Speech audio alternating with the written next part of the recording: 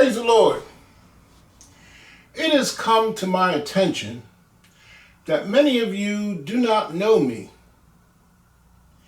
You may have only seen me preach on YouTube.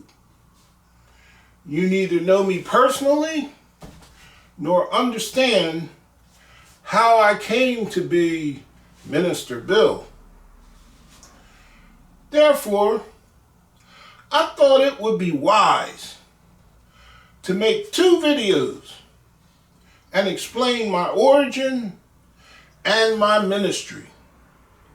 Ladies and gentlemen, brothers and sisters, this is part one of my journey.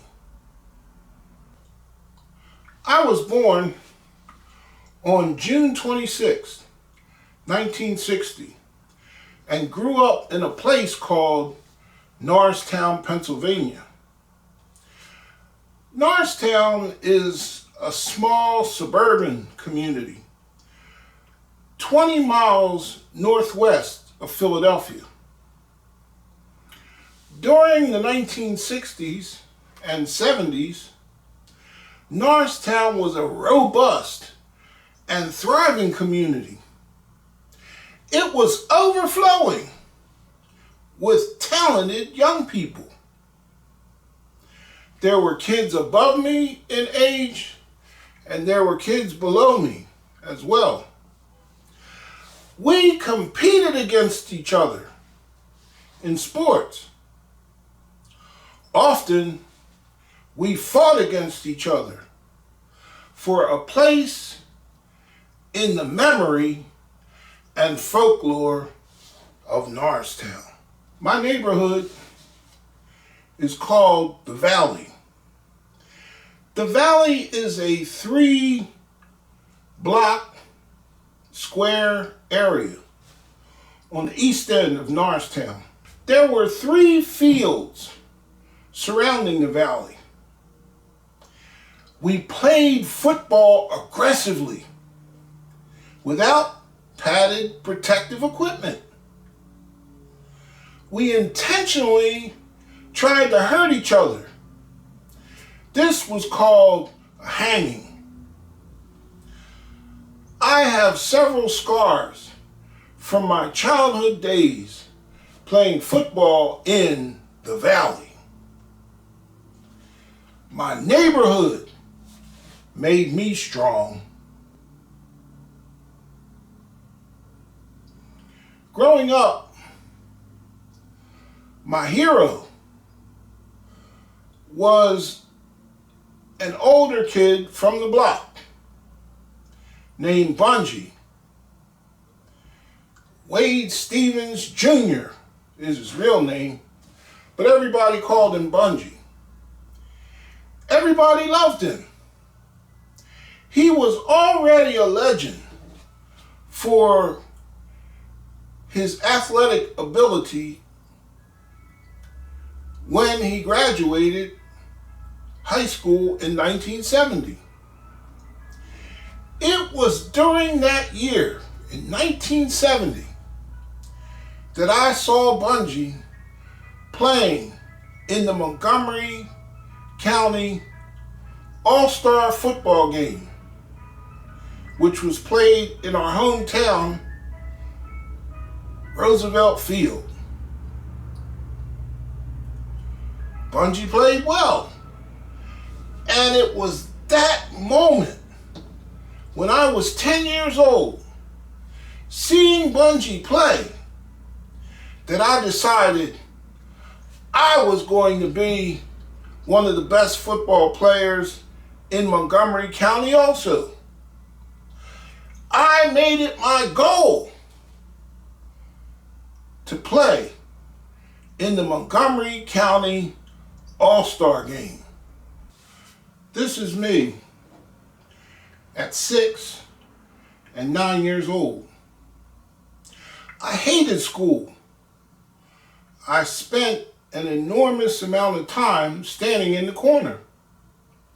When I wasn't there, I was sitting at my desk next to the window, daydreaming. I saw things in the clouds. I became aware of nature's beauty, various shapes and colors. That is, until my teacher threw the chalkboard eraser at me, hitting me in the head or side of the face. She had a pretty good aim. I often doodled on my assignments. I would doodle along the margins or at the top of the paper, anywhere there was free space. I drew pictures, eyes with gleaming irises, eyes with teardrops, swastikas, black power fists, teeth with gums, daggers, gleaming daggers, daggers dripping with blood, hands and fingernails. These were all my favorite pictures to draw. My teachers looked at these images and were horrified. They consulted one another and came up with the assessment that I had mental health issues and was in desperate need of an examination. So they called my mother in and gave her their opinion. My mom, of course, was furious. She took these papers back to her employers and asked their opinion. Mom worked for a Jewish family named the Gluckmans. Ruth and Jerry Gluckman were leaders in the local Jewish community. Mrs. Gluckman's father was named David Feldman. He was the owner of D.N. Feldman's stationery store, a prominent business in the community. Mrs. Gluckman asked my mother if she could take the pictures and examine them for a few days, talking to her professional friends at the synagogue. My mother agreed, and several days later, Mrs. Gluckman came back to my mother with a different diagnosis. She and the Jewish professionals at the synagogue had determined that I was a young, up-and-coming artist, and that these images were an attempt by me to develop my eye-hand coordination. They recommended that Mom give me some paper to draw on, and that should be the end of it.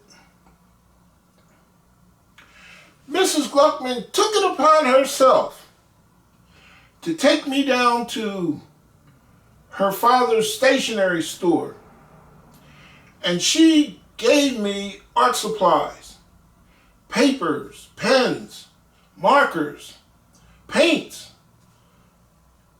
all in an attempt to develop my artistic ability. She became a champion of my artwork. Later, I will call her my Jewish mother.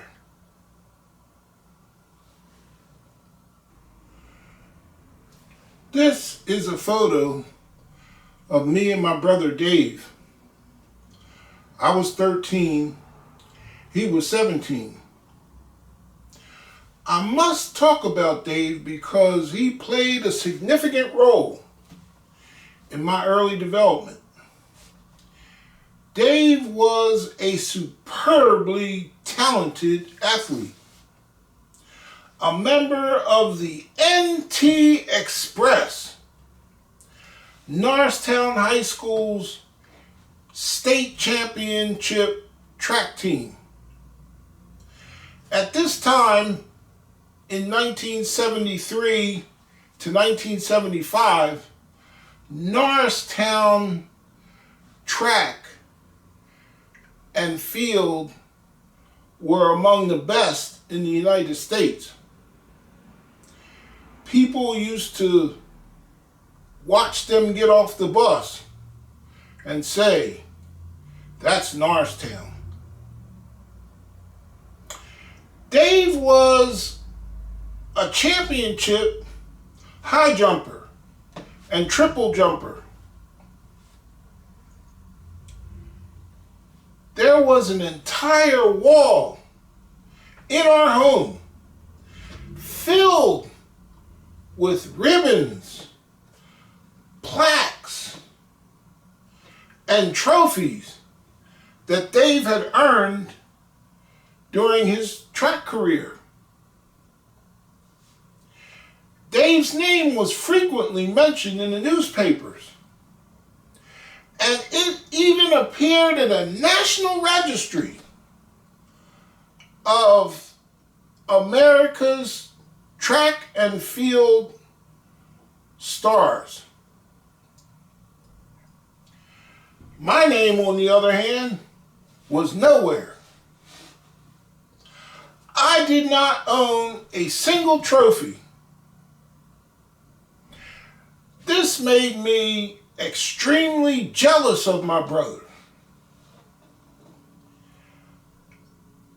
And it created within me a desire, a burning desire, to create a successful destiny of my own. Also, I wanted to make my mother proud of me. I began high school in the fall of 1975. I had two clear objectives, two goals in my mind. Number one, I wanted to make the football team, which I had already accomplished since football practice started in August. My second goal was to establish myself as a fairly good artist.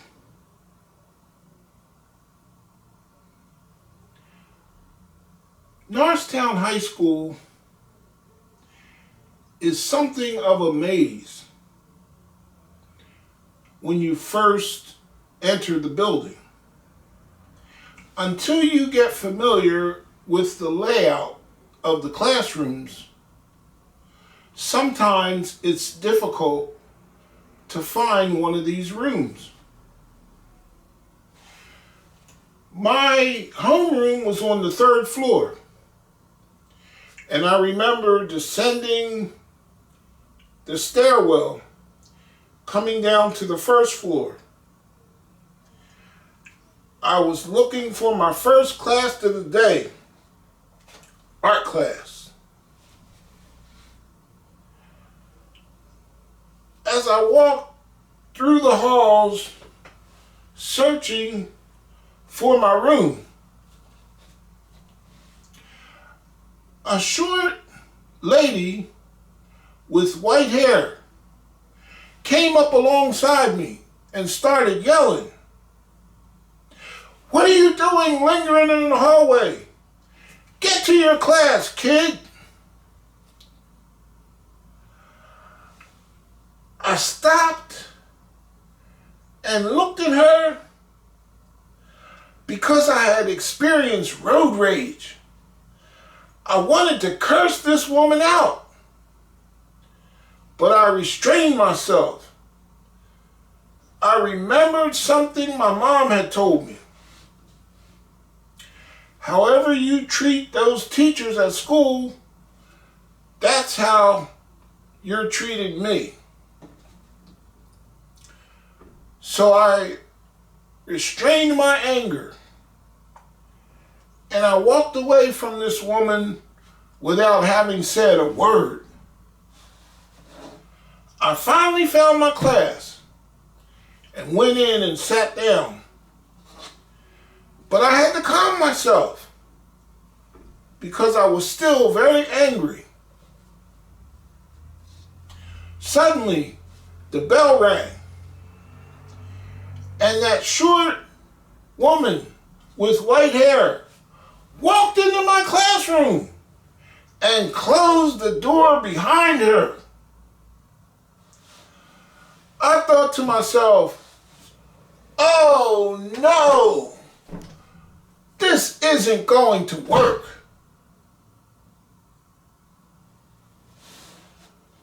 She began to take roll, and I had to figure out what to do next. This woman was my teacher. Mrs. Frances Dubon became my art teacher, my mentor, and my greatest teaching influence in high school. Mrs. Dubon had a unique teaching method. She divided her class into two groups of students. The first group, they were just in art to get credits for graduation. So as long as they behaved themselves and stayed out of Mrs. Dubon's way, she gave them their credits.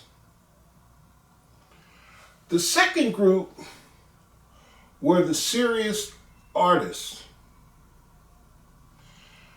Mrs. Dubon poured into us all of her wisdom, all of her knowledge.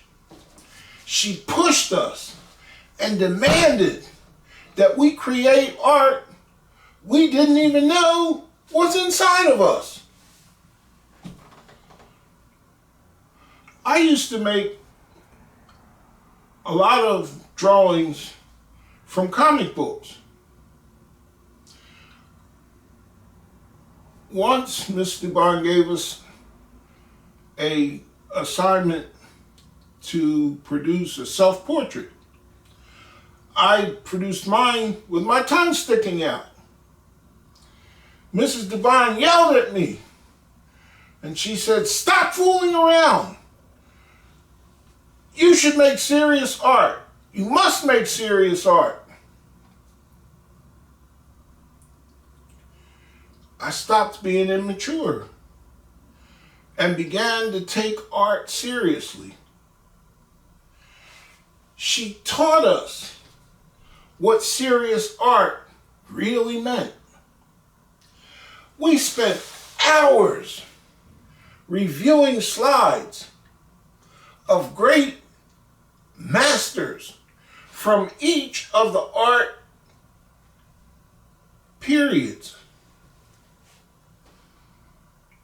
We became intimately knowledgeable of all of them.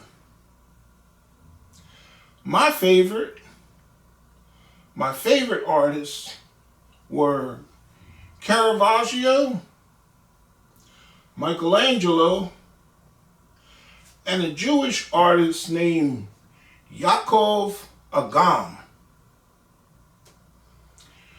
Next, Mrs. Dubon enrolled us in local art competitions with other high school students. In 1976, I competed in the bicentennial art exhibit. My painting, 200 Years of Love and Hate received an honorable mention.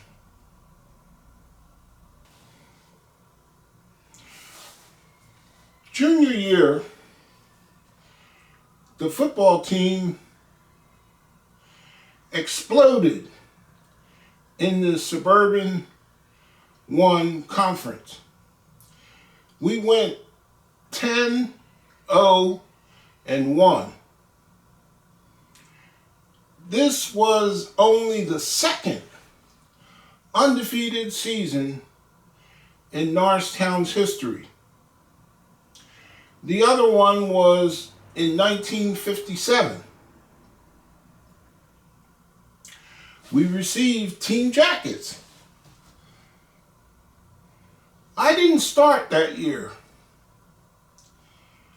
but I was instrumental in helping to make the first string offense better. We had a really good defensive second team, which challenged the first string offense. Coach Grove called me into his office and he told me, if you were playing at another high school, you probably would be starting. But because you're here, you're relegated to the second string defense. But he said that I was doing a good job helping the first string offense become better. Coach Grove was a fabulous motivator and an excellent role model.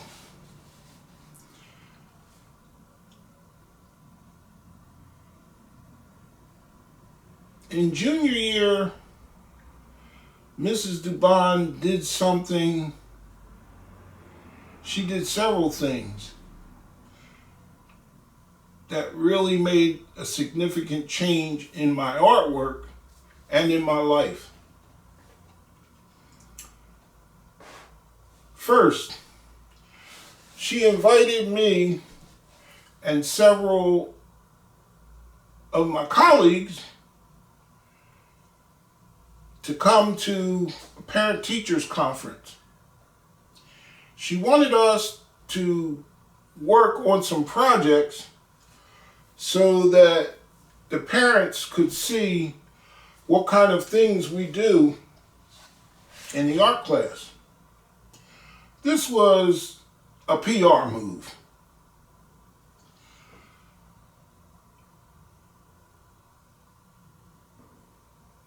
Mrs. Dubon went to the ceramic room. She needed some clay, put it on a wooden board, came back into the classroom and put it down in front of me. And she said, "Here, make something." I looked at her and I said, "Make what?" She said, "Whatever's in your head." So I picked up a tool and I began to shape the clay. The first thing that came out was a leg. Then to support it, I built a thigh. And it turned out to become a man leaning over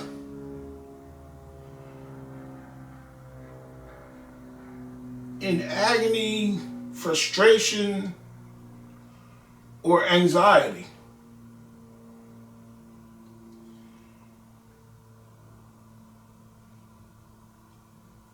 I enrolled this sculpture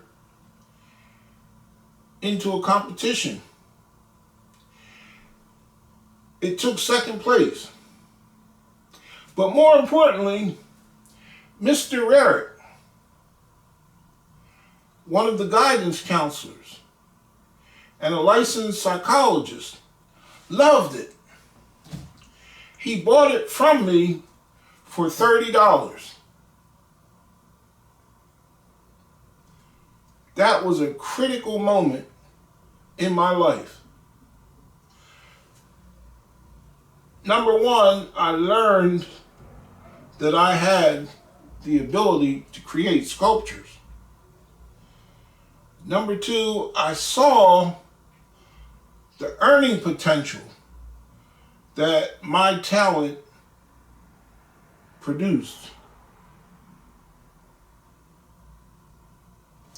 Mrs. DeBond also had all of her students produce portfolios. We put together all of our work. We photographed all of our sculptures and put them into the portfolio. Periodically, we had to present the material to the class and explain why it exists. This was great preparation for what was to come. Later, junior year, Mrs. DeBond sat me down and she began to talk about potential colleges that I could go to. I remember her saying, since you enjoy football so much, you should probably go to an art school that has an excellent football program. She did the research and came up with Syracuse University as a suggestion.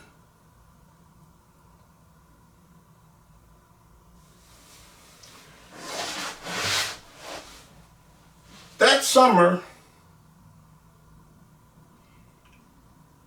I prepared vigorously for my senior year in football. I took boxing lessons at Joe Frazier's gym in Philadelphia. My mom was happy to get me out of Norristown because in those days they had the gang wars. I wasn't a part of that. I was only interested in football, and I did some odd jobs with one of my best friends. His father got us work.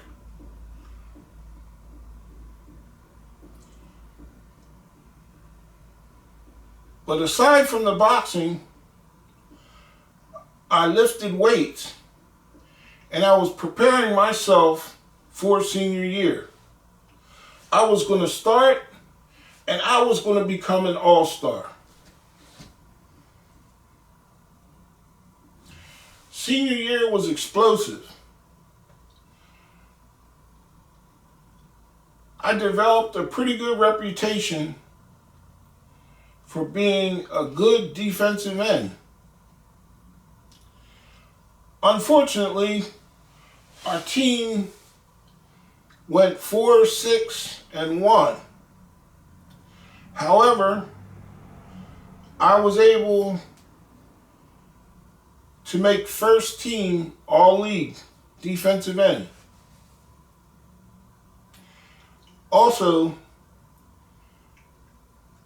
I was mentioned for honorable mention in the state.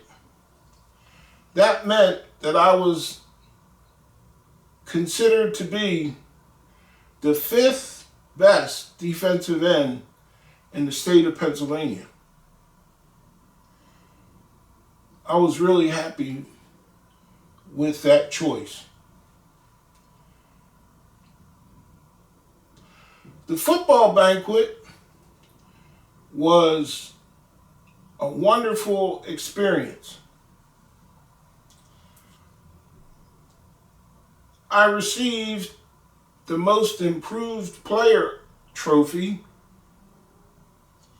and very much to my surprise, the coaches voted me the recipient of the George Schottmiller Citizenship Award. That was the highest award a football player could achieve at Norristown High School. The trophy was huge. I didn't get to keep it because it stays in the glass showcase in the high school, but my name is printed on it for the football year 1977. I was especially proud of that achievement, even though I didn't think I deserved it, because it was a bigger trophy than my brother Dave had ever gotten. Also, my mom was so proud. She was so proud of me. And that's what made it all worthwhile.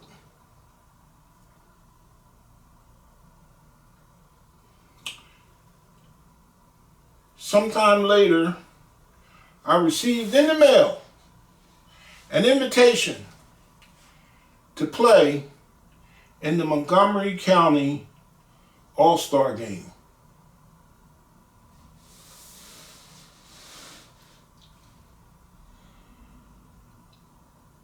In February of 1978, I was invited to come to Syracuse University for an interview.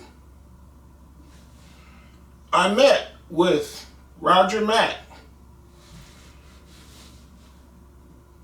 the chairman of the sculpture department. I remember going up to Syracuse on the bus. It took 7 hours to get there. I stayed in one of the empty dorm rooms overnight. The next day I went down to the sculpture facility called the Can and met with Roger Mack. He looked at my portfolio.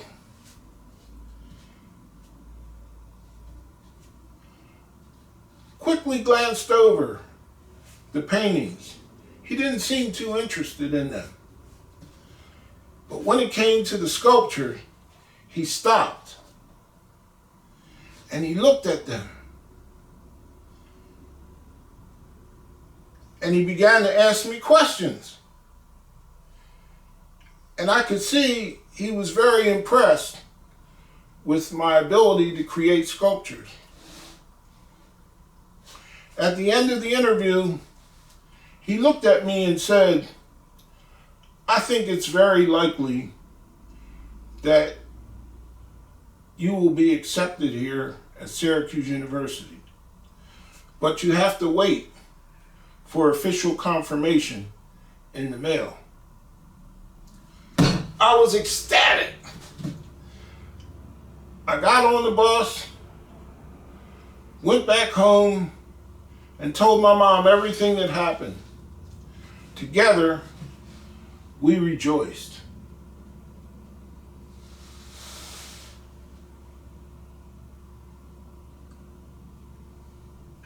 Later in the spring, there was an art trip to Italy. I heard it being discussed earlier and decided not to go.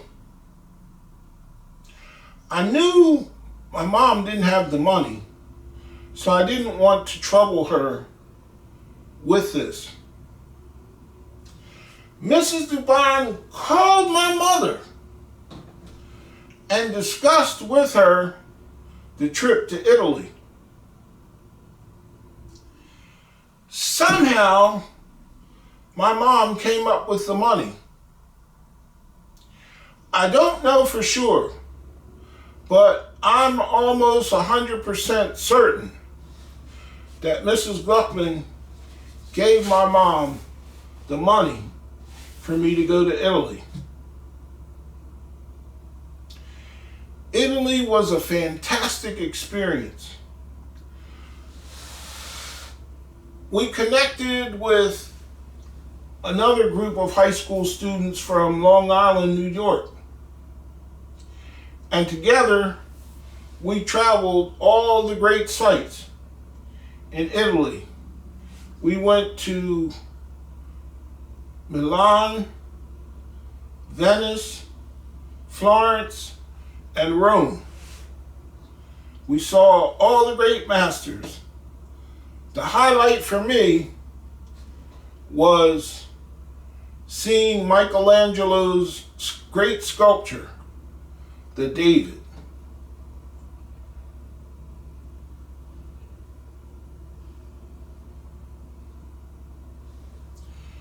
Graduation occurred in June of 1978. 5 days after graduation, I played in the All-Star game.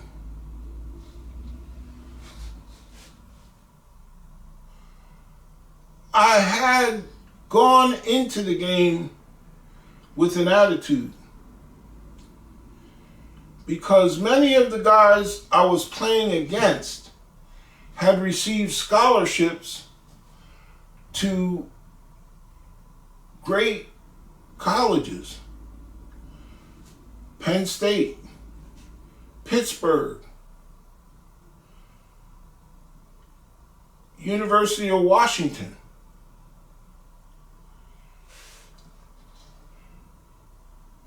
No one had offered me a scholarship.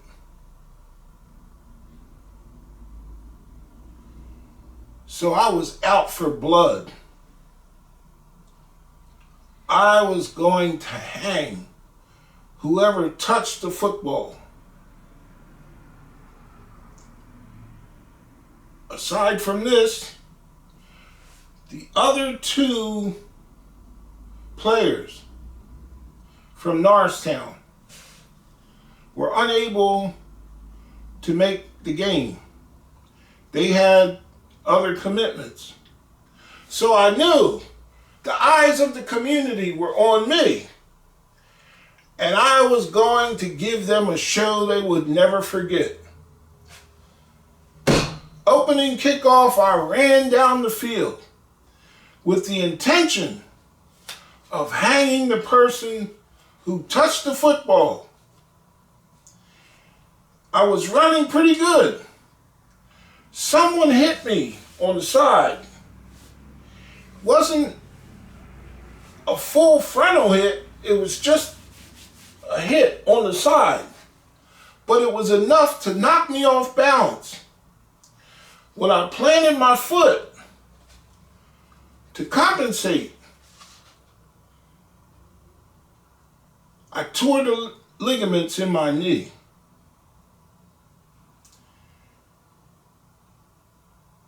This was the end of my high school football career.